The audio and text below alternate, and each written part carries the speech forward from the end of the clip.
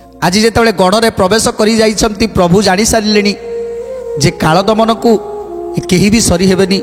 कालदमन जदि चाहब गोटे मुहूर्त एका निश्वास ये समस्त जादव बल को विनाश करदेव। तेणु एवं प्रभु कौन चिंता करुछंती गार्गवंकर बीजरु अछि जात होई जादवे जिणी बसिब छंती बर देई। जादवे जिणी बेसिब छंती बर देई। जादवे जिणी बसिब छंती बर देई। तार समान नाही त्रिभुवन मध्य मोस्ते काल दमन नईब जे बध। गोविंद माधव कृष्ण श्रीमधुसूदन। गोविंद माधव कृष्ण श्रीमधुसूदन।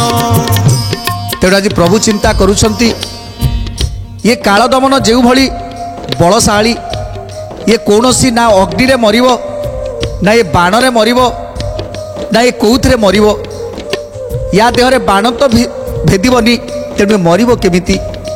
ताकू देवता माने चाहिए भी मारी पारिबेनी। तेणु तेणु एमिति शक्तिशाली राजा को आज जरासंध निश्चित ताकू निमंत्रण करी आनिछि ये जादव बल को विनाश करिबा पाई आम मान को विनाश करिबा पाई। विचारी न जरासंध आनिछि ताहाकू मेदिनी रे न थोइब जादव मानकू। मेदिनी रे न थोइब जादव मानकू। मेदिनी रे न थोइब जादव मानकू। एसन बहु विचार कले देवराज कुटक पटे मारिबा एहाकू आज। गोविंद माधव कृष्ण श्रीमधुसूदन।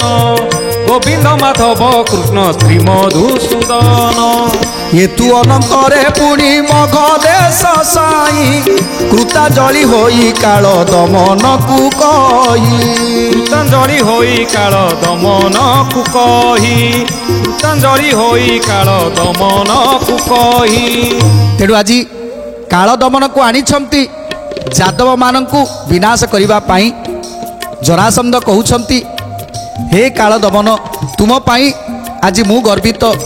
ये देवता दानव मानव समस्ते तुमको डरती कारण तुम्हें होच प्रबल शक्तिशाली तुम्हें होच वीर।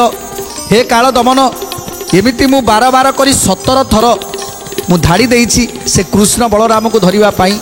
एमिति लुचि छपी आसीछि हेले से कृष्ण बलराम को मु पारिनी। तेणु तुम एमिति आज कार्य कर जेमिति से कृष्ण बलराम निश्चित धरा पड़े आउ से कृष्ण बलराम को आज आम निश्चित मारिबा। तेणु आज काल दमन को जिते प्रशंसा करुछंती सेतेबेले काल दमन खुशी हो जाइछंती केउ भावरे से कृष्ण को मारिबे एक कथा चिंता करुछंती काल दमन। एवं प्रभु एपटे चिंता करुछंती जदि काल दमन देवतांक द्वारा मरिबनी तो खड्गरे मरिबनी तो याकू मारिबार किछि उपाय निश्चित थिबो। तेणु तार उपाय खोजी बसिछंती ये काल दमन केमिति मरिबो तार उपाय चिंता करुछंती प्रभु। केउ प्रकार से काल दमन मरिबो कि उपाय मरिबो खड्गरे मरिबनी पानी रे मरिबनी अग्नि रे मरिबनी। तेणु केमिति से मरिबो तार उपाय चिंता करुछंती प्रभु।